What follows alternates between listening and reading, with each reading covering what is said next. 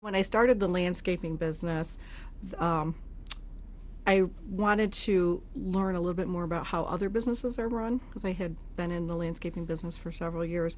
So by joining NAWBO, the National Association of Women Business Owners, that gave me a great network of some people that had grown their businesses quickly, and so I can, cite a few examples. Clark Moving and Storage and Valerie Mannix from Mercury Print Productions. And then, just because of the landscape business, I get to work with a lot of fascinating people. And Ursula Burns is really one that just strikes me as someone who I'd met several years ago.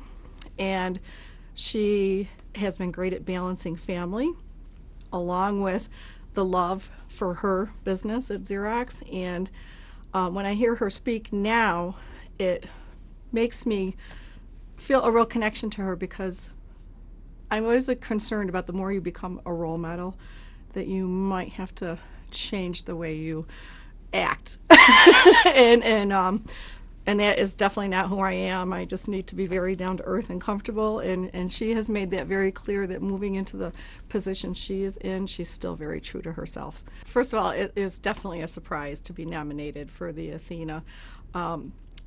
And knowing where it was coming from, a much younger woman who is a professional herself, but the fact that she thought of me in a position that she sees as a role model is really a great feeling. And when I have always looked up to or admired other Athena nominees, and I like to go to their luncheons and just get to know as many of the different women as I can that do so much in our community.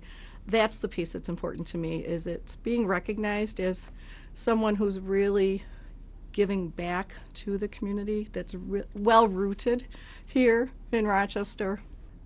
The women that I see as successful are the ones that really build relationships.